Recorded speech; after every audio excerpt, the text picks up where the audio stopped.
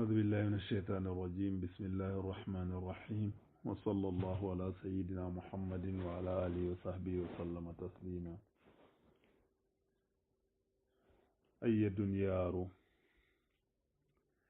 أي دنيار أم كوني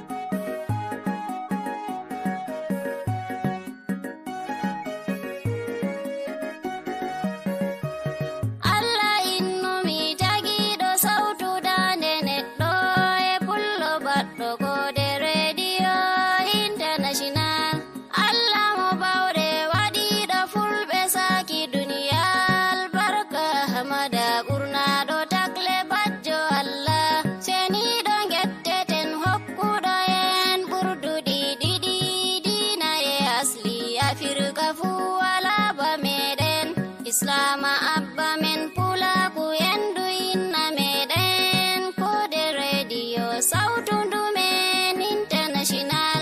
Kode radio on money sautu fulbe meden Garem makedi tenjo na du asli meden Jamdi joitati jemma to hiri kode fuma bitem makedi ten radio Kode international. Taskaram di jangi nandi andi nandi famti nandi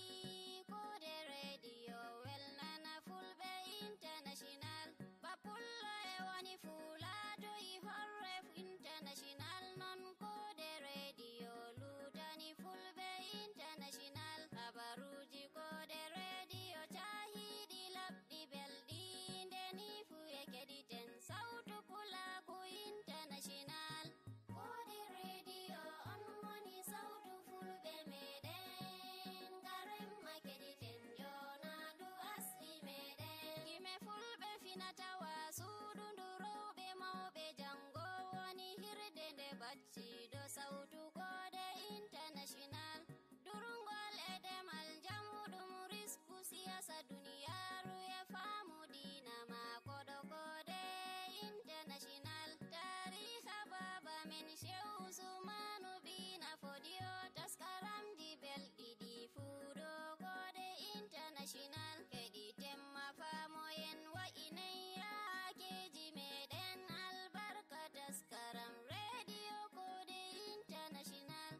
Kode radio on money sautu fulbe meden Garem makedi tenjo na du asli meden Fulbe Niger Nigeria Togo fulbe Sudan Chadi e Guinea kediten Kode international. Hato fulbe Masina Burkina Faso fulbe Mali Cameroon e Gambia kediten Kode international. Fulbe Futa Jalo Futa Toro Gabon Benin Garem makediten Kode international. Jogem Madina men jagen pula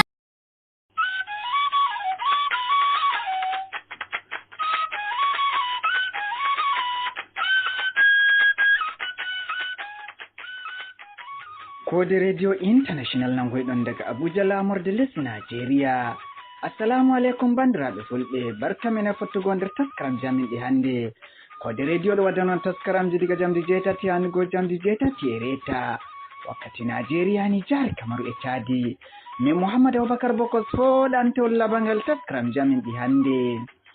Nder taskaram jaminɗi hande wodi rahotowl Abdourahmane Kiɗaɗo Jarumi heɓi yewtide ardiɗo tabital fulaku. Emin godi taskaram faamu dina. To heɗitoɓe min ɗo dokka on muñal. Hande min keɓata waddanki on kubaruji duniyaru ngam ma dalilaji goɗɗi, amma jonin nan sai moƴƴitinon jonde gam nanki rahotoji ɗi min taski waddanki on jemmare nde hawtande e taskaramji amin luttuɗi. hawtande e Mouhammad Aboubacar Bokos keɗite jam. miɗo nana belɗum heɗitago kubaruji Code Radio International ha kilohas 1265 deydey jamdi 7 yahango 7 e reta jamma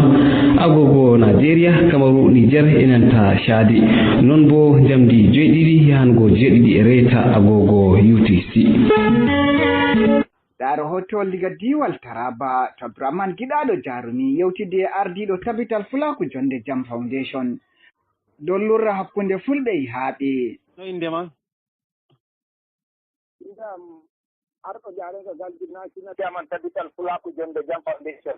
Arɗo jaarega galdu min nani habaru bana lural heɓake hakkunde fulɓe e leƴƴi remoɓe noyi haala kam wontiri? To haala no wontiri lalle lural heɓake hakkunde fulɓe e gomuɗen. Nam. To lural ngal e durgol ma fa wato dow laawi noon ayi ko to hoji demo goɗɗo tawi o wii fulɓe to caalo to tokkat o caalo tam amma bacci hamɓe ɗiɗo. Nam. To sikenan nde ɓe mbimo e ko waɗi ɗo min memayi ngesa ma wala ko min gaɗi to no waɗi to min caalo bo e min caaloto bo. To daga ɗon tawi o ummani ɓiɓɓe o duñina e o soɓɓitaygo to sikenan tawi ɓiɓɓe kaftodi e ne e o soɓɓoto tawi o tokki o tayni ɓiɗɗo goɗɗo tawi o wari o feƴƴi ɗum gaɗa wal bo o feƴƴi ɗum to woodi gooto on bo e tokkiroymo gaɗa to nde o yi o feƴƴi o hanko on ɗa e bo tawi o ɗumanti hanko ma no o wardi on tawi waltini ni kadi bo tawi ummi tawi huuñi on ɗa e on to o bo hanum ma sey tokkirimo gaɗa nde o yi o e tokkirimo gaɗa sikenan sey o kadi bo o waylitoy o feƴƴay ɗum hanum ma sotti adday muɗum nde yaari sey jippini junngo maako ɓe adday simpu sey ɗum yani to a yi nde ɓe ɗiɗo to sey ɓe ɗumanti kadi to hanjum faɗɗi on ɗa on diga siijo bo fa. Nam. Yowwa to nde ɗum waari noon sikenan sey ɓe ngarti wuro e mangariba ayi iri lawlol na'eje amin sey mangariba ɓe ngartata. Nam. To nde ɓe ngarti sey ɓe mbi ka nda fa ko ɓe ngaadi e diggati waane sey mawɓe ɓe maza sey ɓe piyaniyam hay mbimi to ɓe ngara maza jooni ɓe ngara ɓe tawayam nde ɓe ngari ɓe tawiyam nan sey mbimi ɓe to no ɗum waari ɓe ngataniyam no ɗum waari sey mbimi ɓe to jooni ko ngaɗoton maza njehee ngaddanayam bacci ɗi to sey ɓe njehi ɓe ngaddi bacci to nde ɓe ngaddi bacci ni nawnanɗe muƴƴen sikenan mi hokkitiɓe ɗan sanda to ayi jemma arti waɗi mbimi to ɗan sanda to finni ɗum yaha ɗum waɗa tiritin maɓɓe hanko bo DPO to joni kam o fiyana ɓe ɗaye o wi'a to rafa ko feƴƴi amma uteni hanko mawɗo gomunen on o wi'a o haɗa yimɓe maako fuu damuwa min dangi ɓiɓɓe waɗɓe kuugal ngal to sey mi fiyani kettin soja mi wi ɗum ka hanum ma mi wi fiyana mawɓe maɓɓe fuu ɓe mbiya nda ko feƴƴi amma to ɓe anndama ɓe anndina talaka en maɓɓe raa ko feƴƴi amma useni ko ɓe ngaɗata fuu to ɓe kota dow kay junngo kadi jooni kam nde min arti min ngaddi bacci amin huuɗe kuugal ngal to cikenan fini hamɓe bo ɓe kawti to daga ɗon kadi sey an kan ɗanago wala aran ma noon mi waldi mi fiyani chairman local government hanuma mi watani ɗum ka hanum ma ɓe tokki ɓe fiyani mawɓe maɓɓe kam fuu ɓe timmini fiyanki mawɓe maɓɓe ɓe mbiɓe to ɓe koca dow ɓerɗungo nde laati nda ko min ngaɗi min nangi e ɓeeɗo ɓeji ɗo min arti mi nangiɓe min ngaɗi fiyeɓe junngo hukuma to sey ɓe calika to minon min annda ɓe calake kama to sey nde min mburti min tawi eɓe keewi baruwal kan eɓe mbatti sikenan dan sanda en hawtaade ni e soji en ɓen ɓe gokkini ɓe tarwa ɗiɓe ɓe gokkini ɓe muñal ni to nde ɓe jurti e gureeji sey ɓe guppi ne'e o ɓe njaari ɓe ƴeewini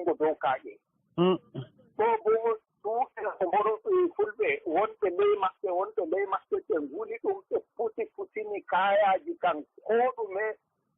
ko ɓe njaali fuu ɓe paɗɗinayi ɗon to ɓe artiri ma e leydiwol ɗo ɓe njeeɗi cikkinayi e fowde wonde ɓe paɗɗini ne'ewo ɓe paɗɗini bamɗeewo an kan haa gerogal e waali e rowti ma ɓe ngari ɓe paɗɗingal ɓe jaaɗi laalaaje ɗen ɓe foti ɗum fu an kan walaani ko ɓe ngaɗaayi ɗon min jeyi min ngi'i to jemma ñaani min ɗon min ngarti to heccikeeña kadi bo min fuɗɗiti min toɓɓiti nde min toɓɓii ɗon kam min tokkirta min fuɗɗi maggaaki hayre e soodi en e luttuɓe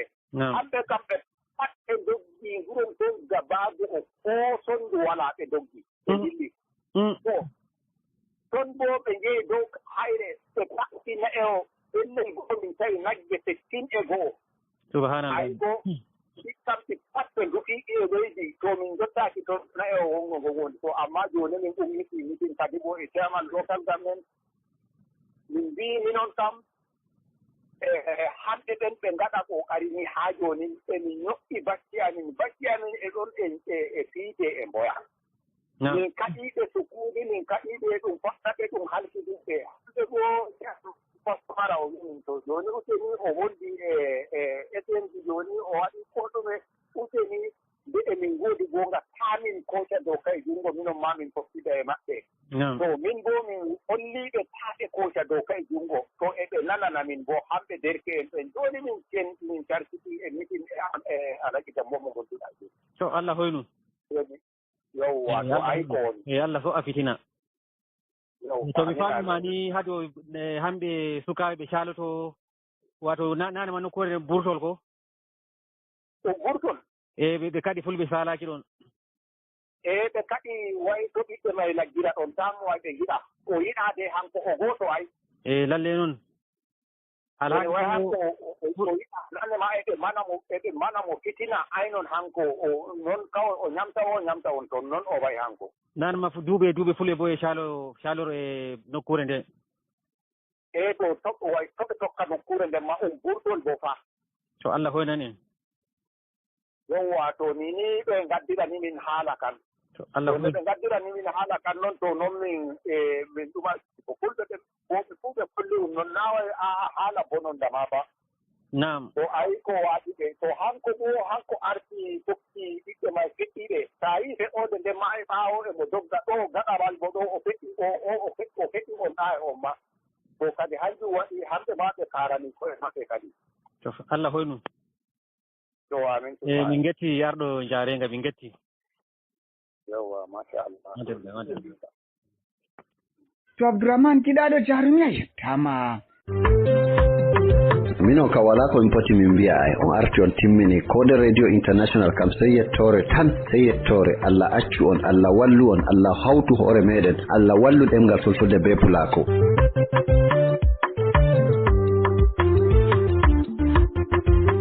diga diwal Kebbi hukuma jamu mobgal lesdi duniyaru andiranga WHO omri jihaji Nigeria tigga komiti hakkilango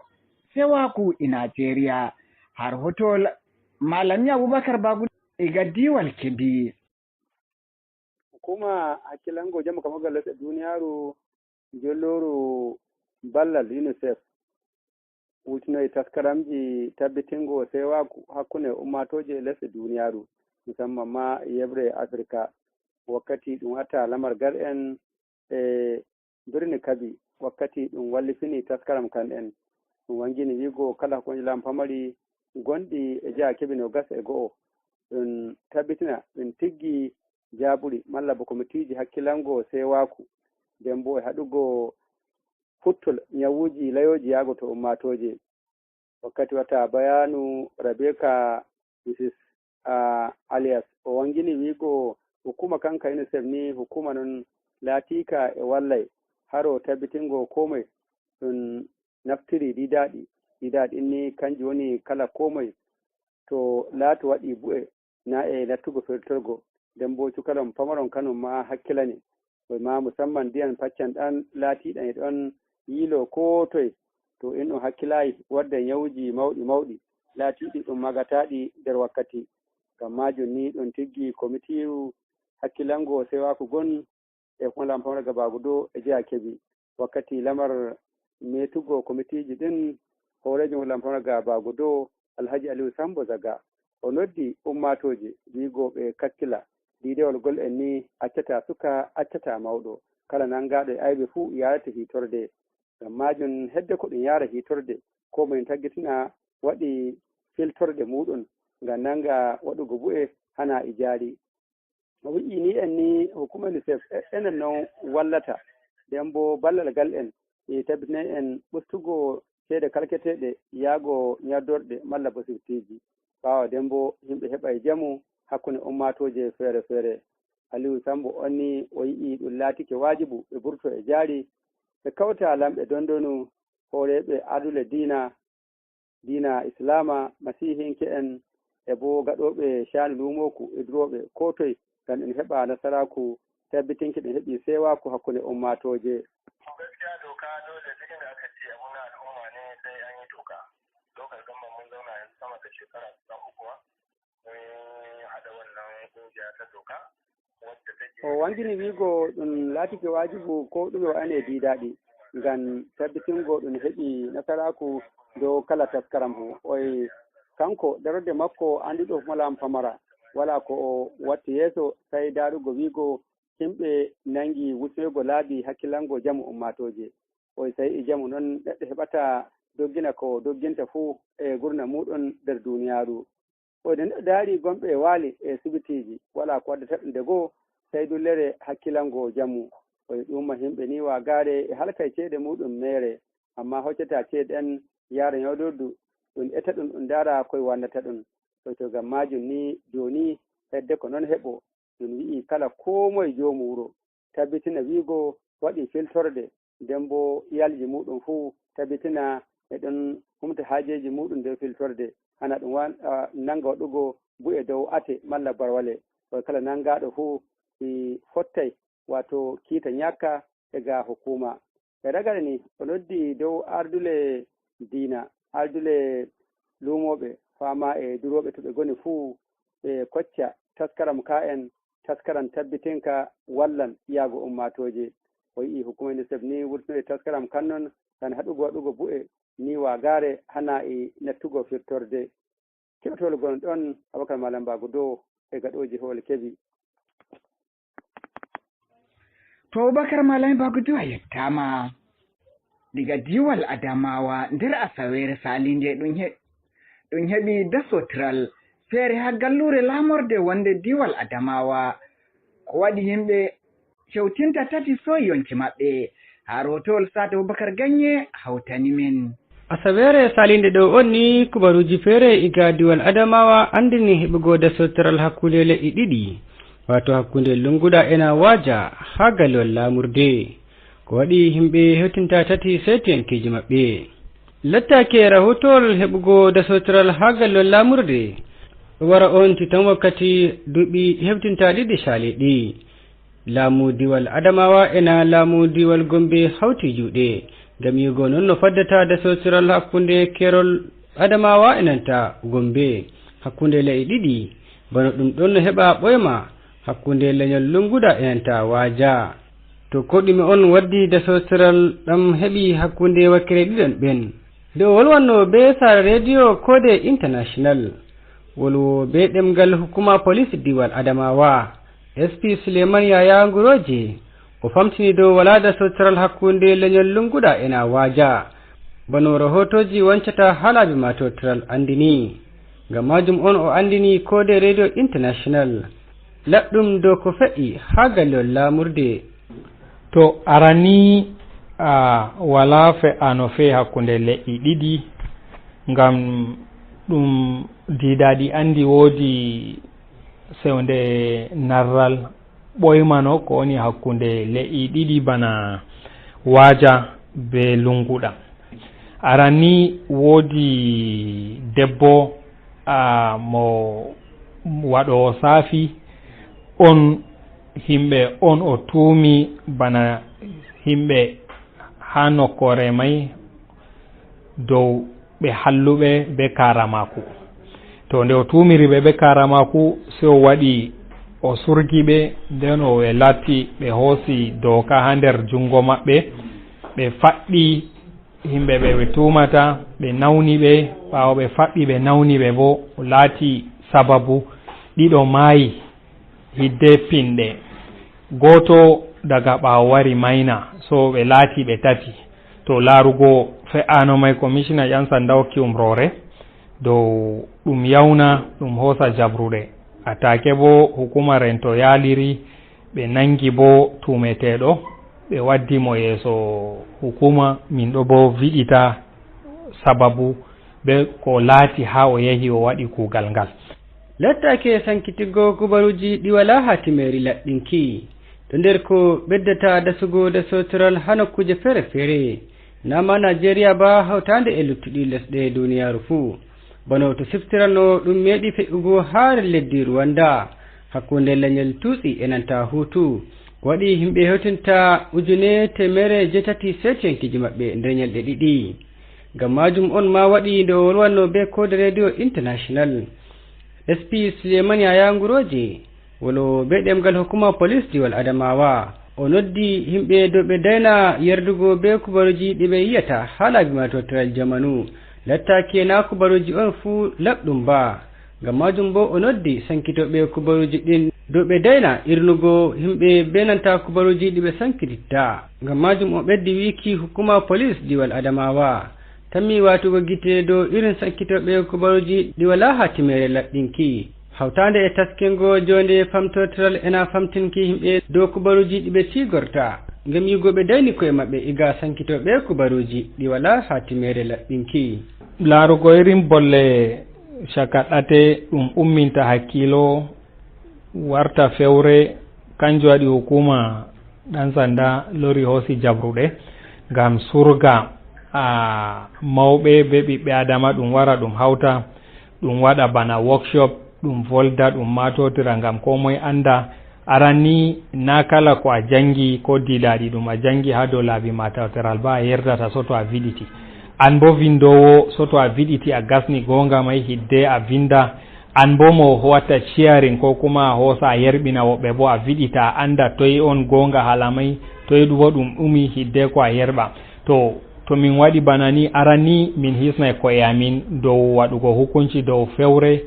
min hisnay ko'e amin bo dow a volwa haala daga ɓawo wara laata fewre min hisnay hoore amin bo mbustu min haɗay bo yimɓe feere ya hoosa jabruɗe ɗe haate ko kuma hiita dow fewre ko kuma hiita ha dow ko fe'ay. lattake diwal Adamawa diwal on ndu mari remoɓe e nanta waynaɓe ɗuɗɗi bo ha wakkatire nde ni wakkati on ndi remoɓe wittata gese maɓɓe to ko woodi dasotiral feere ɗam hukuma police diwal Adamawa heɓi wargo janta hakkunde remoɓe ena waynaɓe lattake en ɗo hitande wittugo gese ha janta ni da SP Suleiman Yaya Nguroje. to nane ma ɗum al'ada hukuma rento on kala wakkati awre be wakkati vittol fuu ɗum ɗo surga ardiɓe laamu dondonu be ardiɓe diina be ardiɓe kala remoɓe be duroɓe may pat ɗum wara ɗum hawta ɗum hoosa jabruɗe bana jonta nde ɗum fuɗɗi vittugo gese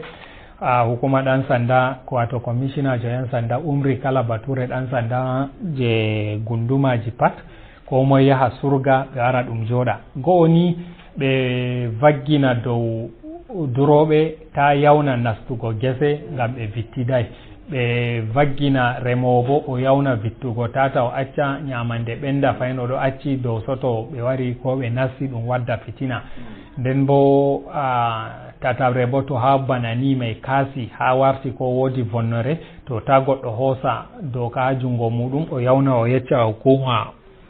ɗum yawa ɗum hoosa jabruɗe ngam ɗum daidaita hakkunde maɓɓe ta laata ɗum waddi sababu soyol yonki ha dow ɗaɓɓutugo jawle. diwal Adamawa ni ɗo nder diwalji waylankere Nigeria ɗi wala heɓa dasotiral ɗuuɗi heewi hakkunde waynaɓe e nanta remoɓe lattake ɗum ɗo neɓa hidde ko heɓa dasotiral hakkunde wakikire ɗiɗon ɓen ɗo bo ɗum ɗo heddi on be nanta tiɗal hukuma en police watta e nanta laamu diwal Adamawa nonno ɓe dari ngam yugo ɓe faddi desotiral heɓete hakkunde wakkere ɗiɗon ɓen lattake diwal on du mari leƴƴi hewtinta 57 aboubacar sa'at ganye kode radio international iga ƴewla diwal adamawa nigeria. To sa'at aboubacar ganye yettama on mbawai heɗitago taskaramji kode radio international dow matotral internet www.koderadio.net ko radio garden. On mbawai tokkugo taskaramji kode radio dow facebook, youtube. Nda taskaram koɗo kode hautade Usman Yaya Musa.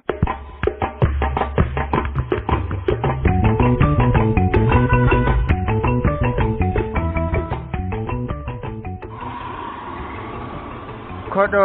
koode jamaare heɗititoɓe assalamu aleykum en getti jomirawo gadduɗo en ha taskara meɗen ka koɗo koode taskara ka suudu radio kode international waddanta on e kala asawere fuu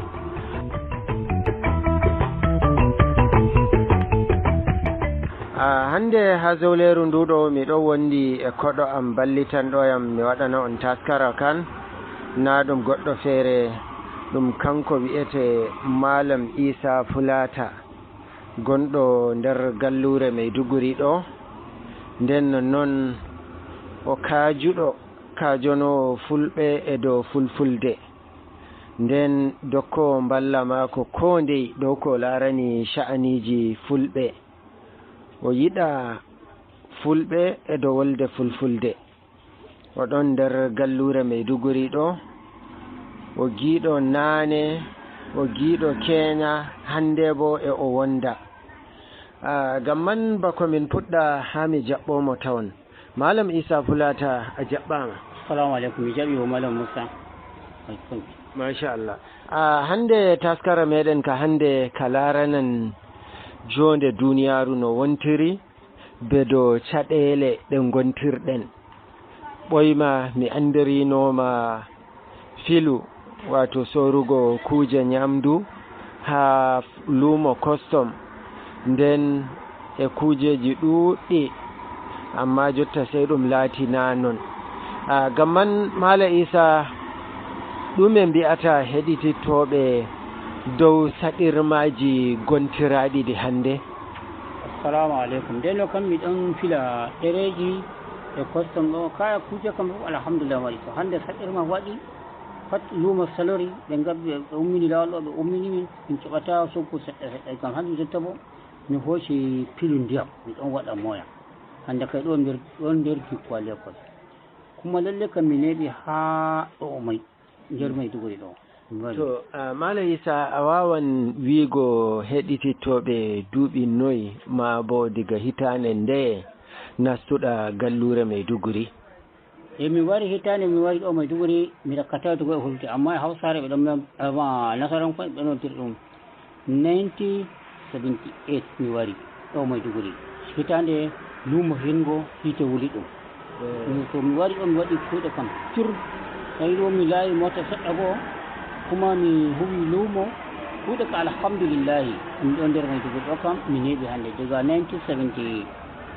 ɗo mi wari Maiduguri. To wato hitande 1997 yowwa mi wari ɗo Maiduguri. To mi wari bo mi jippi har Bulunkutu. To e Bulunkutu mi jooɗi har Bulunkutu ɗon ni mi waɗi ɓangal am mi waɗi komi har ɓe gaɗi cuɓolngol gomna goni en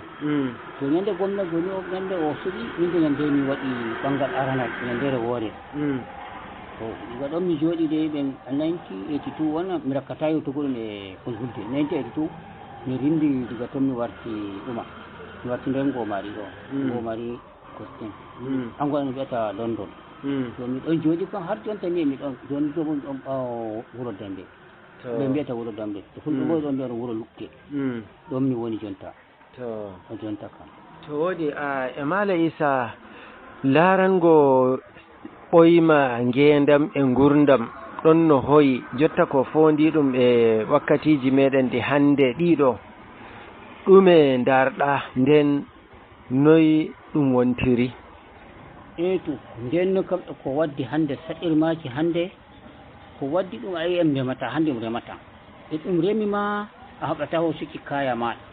a rema kaya maɗa haɓata hosugo ɗum nda nguluji feere feere to ay ngulu ɗon feere feere banje bo ndungu ngakki banje bo a remi ma heɓata hosugo ɓeɓe jaɓe jaɓe koca kuje banje bo e nangina ɗum hiite to ene bo hulɓe dama durgol e demal hanjum anduɗen to hande fof wari wala kuye ngari en kawtidir wuro ko waddande en saɗɗirma ɗum hande cheikh demal e cheikh wurtago ladde e cheikh durgol hande waɗanen koɗanten ko ɗume hande kam en gelleɗe ko hallanen ko wala bono demal ɗo en keɓata demal hande waɗi duuɓi hande waɗi sappo e goɗɗum jaha wurtaki ngesa sey mi ɗon nder wuro tan ɓoymano ka aɗon no remana Maala Isa nden ha toye ndemannoɗa ayi mi ɗon rema ngom ɗo mi remi e woodi mbiyata ngom dina e woodi mbiyata maynari e woodi mbiyata gimpilum har dalori ɗo fu wala pat emi rema nder université wala emi rema sidde mi remata ɗo kam mi andata etugo amma hande e jonta haydi to mi huwi mi yaha mi eta mi hoota ko waddani o hande wahalaji ɗi fof ɗoji e muɗum enen fulɓe gaskiya kam na durgol woodi na demal woodi to ko foɗanta en wahala ɗum kenan ɗum fu meɗen hande to woodi Maala Isa wakkati ndemannoɗa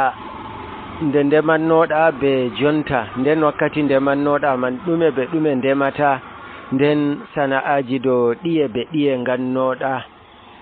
e lokko nde kan dama min ndemalam ɗaɓɓaki gawri e ñebbe to hayde mi awa paseji seɗɗa ka'eji woɓɓe fulɓe ka'eji e mbiya paseji to miɗon awra ka'eji e miɗon ñawa ñebbe e gawri ton ko mi andi amma luumo kam mi ɗon waɗi luumo kam sur alhamdulillahi rewɓe am ɗiɗo ɗo kam fof pat e luumo mi heɓri ɓe ayi e barka luumo hande mi ɗon woodi rewɓe am ɗiɗo emi woodi bacci ha e taniraɓe hande woodi taniraɓe am wojen jeego ko woodi ɗe balɗe ma ɓiyam goto waɗi inde to amma nande kam mbiya cel demal ngal hangal tan warimi joni ko wittini min ha ɗo e ɗo naare min ɗo ko waddi min demal wala demal hande kap e ladde wala demal min giɗu a yiɗi wurtaki a hula a yiɗi wurtaki a hula a yiɗi wurtago a hula na demal ngal ne min dakkata min kula wurtago yimɓe jurru hande ɗon a yiɗi remogo ha wurtaki hande amma joɗake ngesa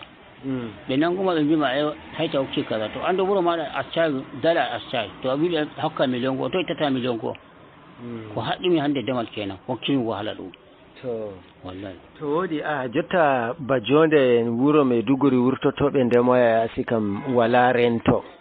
wato ɗum wala hoolare ngam dalila yimɓe nanganɓe ngam jobdi e ɗon kam gaskiya wala ɗon ɗon ko ɗe balɗe ma woodi goɗɗum koye fewleyanugo ndungu ɗo ɓe nangima goddo amin e naga koje seeɗa noyi o hokkito ko ɓe kubinimo diga ɗon ma hanko ita hokki wutti ngesa kan yimɓe ɗon min nana ɗo kam amma mi yiya goto o kan nimi amma yimɓe ɗuɗmina ɗo woɓɓe nangama woɓɓe kubinama woɓɓe ɓe jaɓi seedaɓe ɗum wuri noon ɗum joɗiri hande fa wala goɗɗo waɗa heƴa ko waɗa goɗɗum a yiɗi wurtago amma a hula a yiɗi wurtago a hula amma to naga noon kam moyno yiɗa ngesa ay to fu mi ceya demal ngal haɗi en to en ndemano kayɗa ɗum fu waɗata watta ko ɗum yiɗa haydi Allah hokku en jam Maala Isa larango fulɓe bolwenten nden fulɓe ɓeɗo ɓe ɗon mbi'a ɗum yimɓe waɗoɓe gedde goɗɗe woɗɓe nder maɓɓe ɗon gaɗa gedde goɗɗe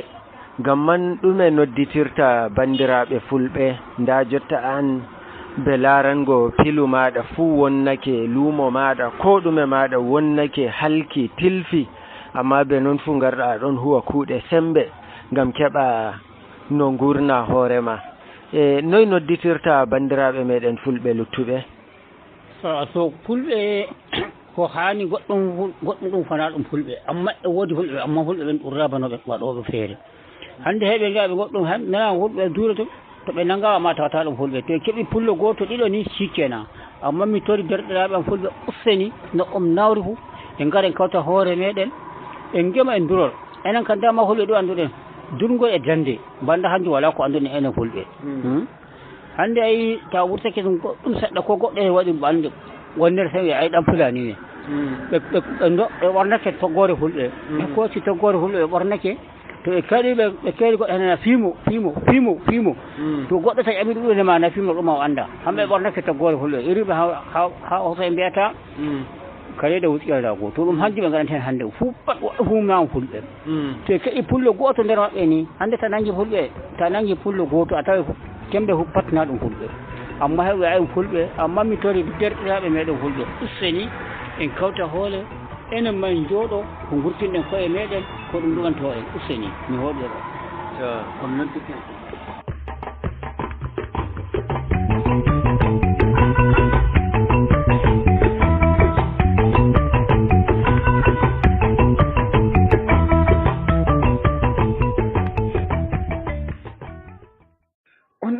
taskaramji kode radio international diga abuja lamorde lesdi nigeria nda taskaram RFI fulfulde capital kofi kode radio e tv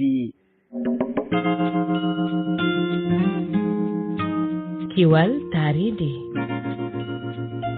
Abdoulaye Diallo hande neɗɗanke faami wonde ɓamtare wawa latade hoore leydi ndi si tawi o waylani noone ne o wuriri e dow mayri ngam yo waw fuulude mbayligu weeyo caɗele taaridi ngulindi e kokke ko ma o wayla noon e gurda makko wawa ko wiide neɗɗanke ne hummi e hundare mum saabu ko e mayri o ittata kala ko o wuri tedduɓe on mbiyaɓe similla moon e kiwal taaride e oɗo taskaram yewtat ko yowiti e battane mbayligu weeyo ka demal e nder yoga e leyɗe afrique wono nokkuji goɗɗi ndiyam toɓoɗam ɗuuɗi hikka ha woɓɓe no wondi e kulhuli wota bonnamɓe e ko rema ko kono kadi ɗan ndiyam woni saabu ilam ɗam ɗum koko battinta kadi ka demal hayso tawi e leyɗe goɗɗe ndiyam saƴani wona no wowiri noon tigui tigui holko woni battane mum e ndema ka holko ɗum addata ko fati e caɗele yowitiɗe e guura ngam yewtude e dow ɗe toɓɓe en bismoto koɗo men Lamin Ibnu Omar Diallo ganduɗo fi taaridi e demal kono ko adi en heɗoto jantore nde goto e nultodiraɗo men to Cameroun Rufao Baba Ashwaria waɗani en jofinirat e konngol Hajja Ijjatu Diallo guinenajo remowo yeeya ko ni woni mbadi yewtere nden ɗum noon bisimilla mon tedduɓe on salminama ko waɗi foof en heɗoto taw jantore Rufao Baba Ashwaria ko fati e battane ndiyam toɓo ɗuɗam ka ndema ko goto e nultoniraɗo men to Cameroun aɗon arano marori ɗo yoori warti bana gene titiji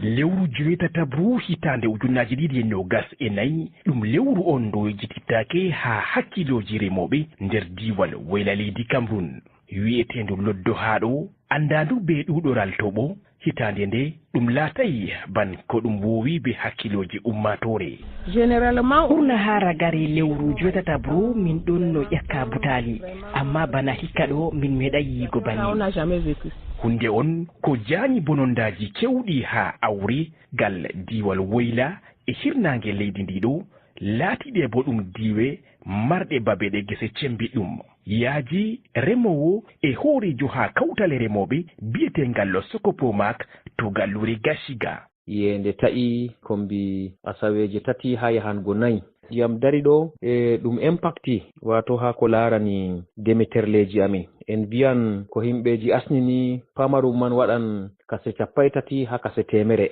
wato 30% ha demeterleji yoori feere kama a waɗa yite hoosa diga biriji diga butali diga marori an ka demeterleji ɓurna fuu butali ɗo ɗum ɗon lima ñalɗe ngam faddugo hunde nde mettunde e hullinde dabareji kewɗi on no ko ɗo sappe amma sey ɗum laata be wallinde ngam yiigo ɓillaji e bonondaji soyde ndiyam to diwal wayla leydi Cameroun Rufao Baba Ashwaria Marwa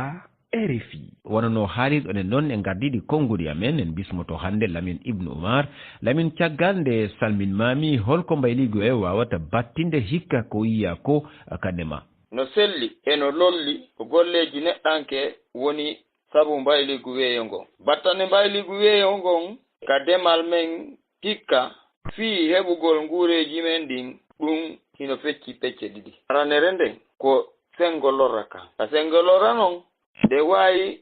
sifaade ɗo sippude ko yiiɗen kon waabilije ɓurtuɗe ɗen saabiiɗe ilam ɓurtuɗan ɗan hino yoola remuruuji ɓay ndiyan rewta e ilol ɗan hino loƴa tutateeriji hino ɓora goɗɗe leɗɗe ɓuyta coñal ngal e ngartam tañƴinano ɗon e yii ko wayi wano leydi Nigeria, leydi Niger, leydi Chad, hay Guinée Conakry, kandandal ma ndiyan ɗan saaƴi haa barajiji fusi, naati e nder cayɗen, yooli yimɓe, yooli cuuɗi, haa en yi'i remuruji hino e ka andanɗa hoore ma ka remano ɗan ara ɗan fitta haa laaɓa e jardin ji ɗan ɓora leɗɗe ɗen fof, ɗum ɗon fof ko lorra. Kono noon liddu mum on kadi ɗon kadi no woodi nokkeli go ko wayi wano rewo Sénégal e nokkeli go e leydi Mali e Mauritanie, ka andanɗa hoore ma ko ndiyan ɗan ko waabilire wotere ma ɗiɗi woni ko saaƴi ton, ɗum ɗon wawata newnande yimɓe ɓen yoɓe waawu remugel e daabeji ɗin heɓata ndiyan ko yara sakko ɗi heɓa huɗo ko ɗi ñaama, ɗum ɗon fof ko lorra wonande e remuru ndun e newgol daabeji ɗin. Toya sengo ko sengo ka tañƴini ɗen no wondi e ngarta no wondi e nafoore ɗon e ko wayi wano leydi Gambi hirnaange kañum ma e ñaamo Sénégal haa Guinée Bissau ka andanɗa hoorema ndiyan ɗan no saaƴirde no moƴƴiri ɗan ara fewndo ɗan foti arde ɗan darto kadi fewndo ɗan foti dartade mbele ko rema kon hino wilita hino janɗa hino moƴƴa. Lamin ko Gambi jooɗiɗa holno toon ndiyam ɗam e ndema ka woniri hikka hara no tanƴina goɗɗum? Hikka dey wano Gambi ɗo remoɓe ɓe yoga e maɓɓe ɓeyni ndiyan ɗan no saaƴiri noon kono newori haray gese ɗen moƴƴi hiɓe tanƴini tamaw maɓɓe ngun no sembi nde coñal ngal wonata coñal wondungal e barke e tawata hara gurdan ɗan weeɓay inchallahu si dabbi. A jarama Lamine Ibnu Umar Diallo Guinée kadi hikka ndiyam ɗam saaƴi moƴƴa ha ɗum no hulɓini remoɓe ɓen ha e rema yeyoɓe ɓe. Hajja Ijjatu ko goto e maɓɓe. Hajja ko honno onon kadi hikka ndungu ngun wa'ani on ton e rema yeyoɓe ɓe? Hande ka fewndiɗen ɗo e demal ngal no remoɓe no maapi ka hande par ce que hikka ɗo ndiyan ɗan ɗuuɗi moƴƴa noon ka août e septembre ɗo ndiyan ɗan ɗuuɗi e bonni ko remano ko moƴƴa. Donc andi wano menen wano terlen hella Fuuta on ko pomme de terre ɓureteno aawegol e kaawa, ɗum noon yiɗa ndiyan ɗan si ɗuuɗi. Remuruji ɗin fowde yiɗa si ndiyan ɗan ɗuuɗi pande. Inondation ji ɗin waɗi ka nder geseeli moƴƴa noon bonni geseeli ɗin fayda tigi fattendeji moƴƴa iwri kadi ka sengo ka demal ton hewti fewndo yeeyoɓe konko rema ɗon fof no hendade fattendeji ɗin par ce que goɗɗum ɗum hara ndiyan ɗan ko ɓuɓɓini wo fayda no bonde ndiyan ɗan ala accude jama on heɓa no yaltira yeeya ɗin ñameteji ɗon no. Joni onon ton ɗon innude si remama so dungu yawti onon entrepreneur agricole ɓen haray ɗon wondi sattendeji aɗo ɗum ala pehe walla ko honɗum foti wonde pehe hara ko rema kon bonata? Pehe ɗen ko sawi woni remama sayi ka rema ɗon hara darama no marire ka mare hara bonata wonon si waɗama e nder won fiiji gono ton wonno légume ji ɗin e fruit ji ɗin ɗon si ɗaɓɓanama ka ɓuuɓata ton ɗi mare hara bonata si yo ɗe yeeyire seeɗa wano maaroji ɗin ɗum ɗon kadi ko feere ɗum ɗon waɗete ko e mum ko ma heɓe magasin ji janɗuɗi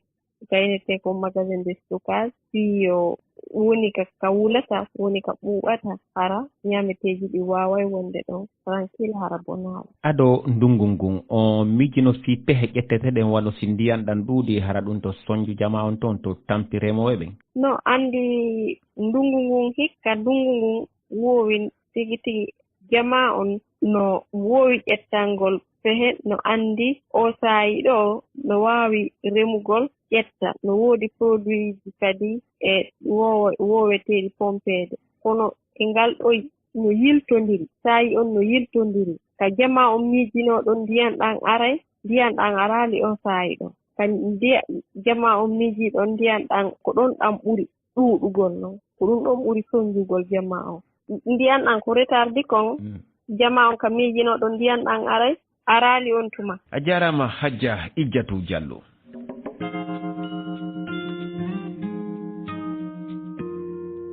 kiwaltari ndi ko ɗo haaɗi hannde yontere arore si Allah jaɓi wona no wowiri noon e lewru kala en yewtay ko yowiti e darde rewɓe afrique naaɓe ko fati hewgol taaridi ndi hol darde ɓe hani darade ngam rewde taaridi men ngam tawede e yewtere nde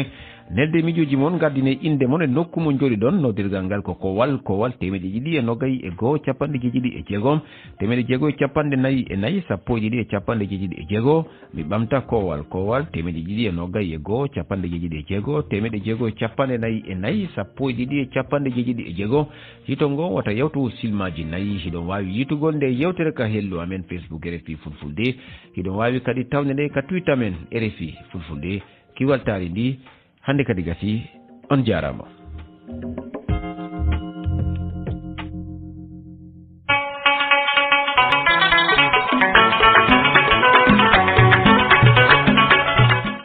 mbe amin jemma e ñalawma to gossoro be gumba radio man domi taadi 49 nder Abuja darde goo ñalde fuu wala hendu ko hoshaki hiite suudu radio Kode International few ummatore konde min ɗon gam onon ma gonden mbe amin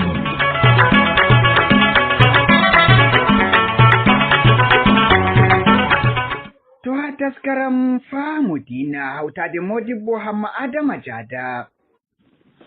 assalamu aleykum wa rahmatullahi taala wa barakatuhu sakiraɓe bandiraɓe on fuu miɗo silmina dawon be silminago ngo islama miɗo hoofna on be kofgol ceningol ngol himɓe aljanna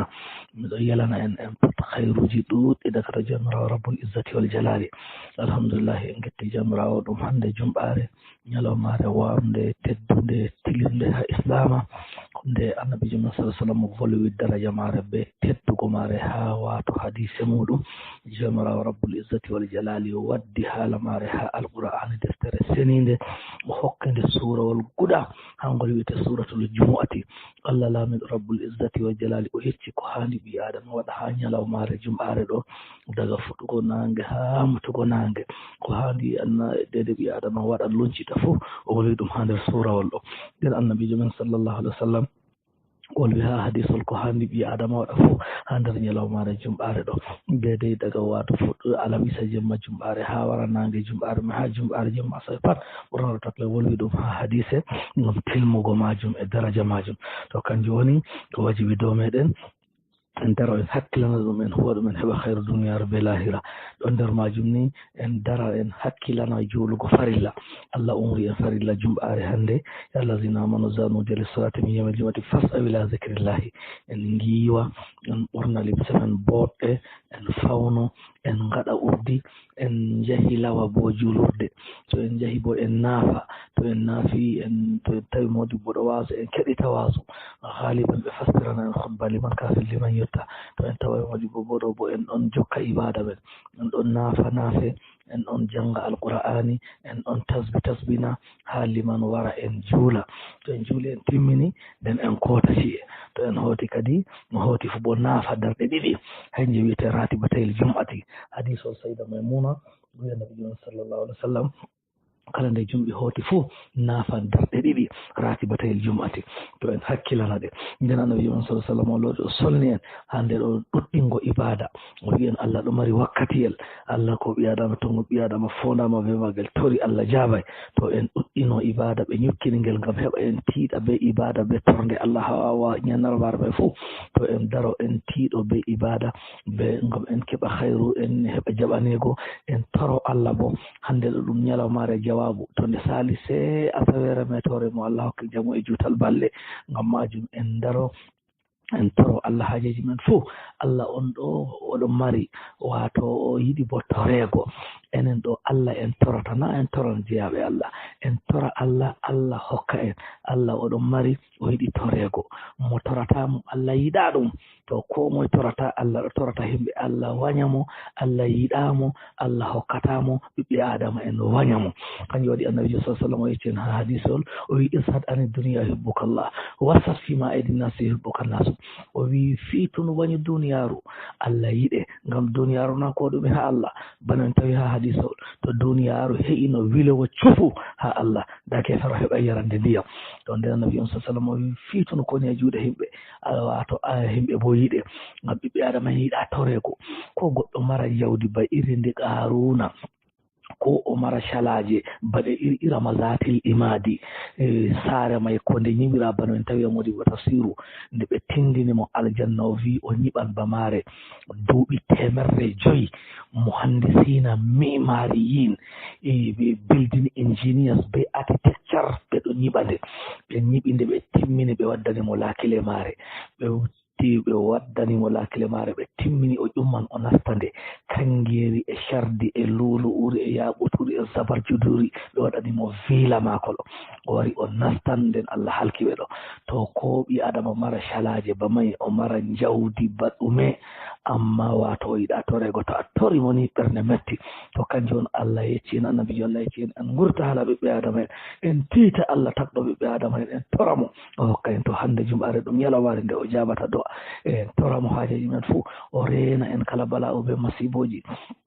saɗirmaji ɗo ɓamtaɗi wato kokke ɗo wadda ndiyam feesa en ndema en ƴaynita o hoynana en gurta meɗen saɗirmaji ɗo fuu ɗum zunubaji men aybeji men ɗuuɗi gedde men ɗuuɗi on jomirawo yangitiren soyde wargo ndiyam ɗo aybe men be gedde men ɗuuɗi jomirawo waɗi gulɗum fanti ɗo e aybe men be zunubaji men ɗuuɗi kanjum jomirawo waddani en saɗede ɗo ko yiɗi en lorta en tiitamo to haandi en tiita jomirawo en tuuba zunubaji men o yafana en tora bo o jaabana en haajeji meɗen o huɓana en ko ɗumen nden bo ɗum hande jumɓare ɗum ñalawmare onde en jangata suratul kafi ngam yanande meɗen bo heɓa jaygol en keɓa annura nden bo ɗum ñalawmare onde en jangata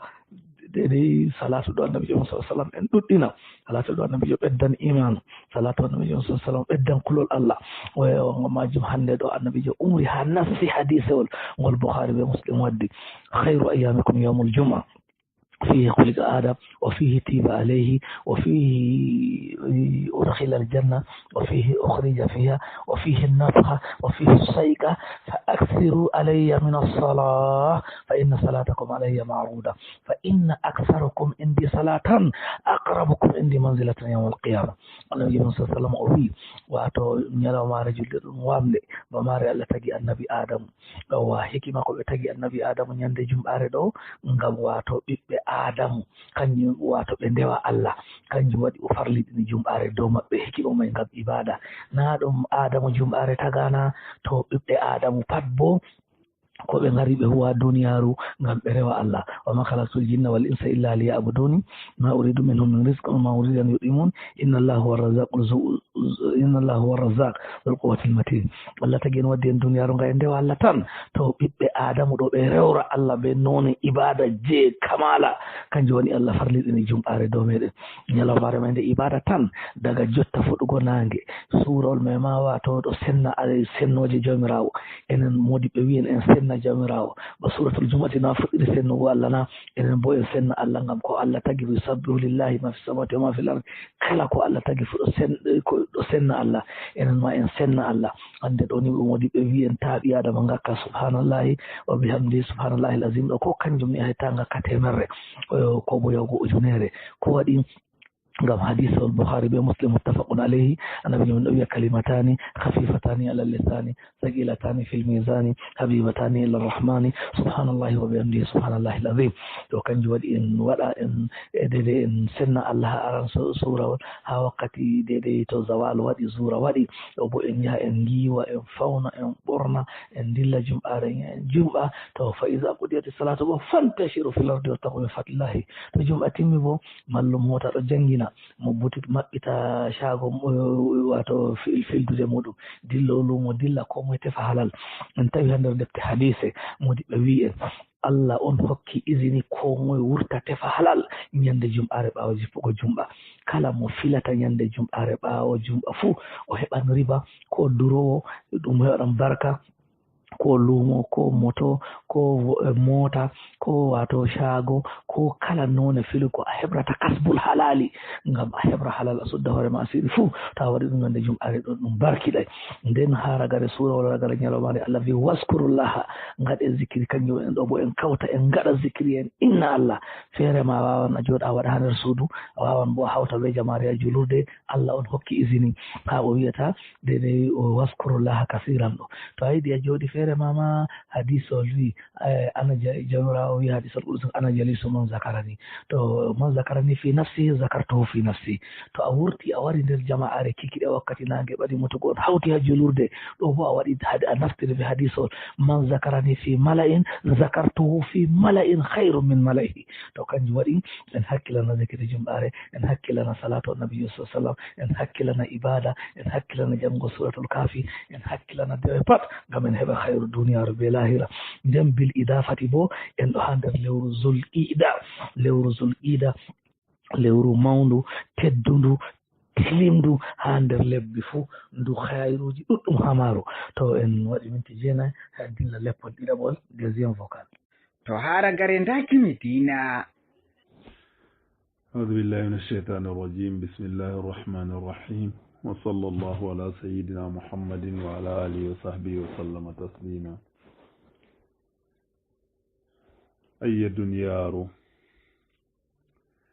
أي دنيار أمكني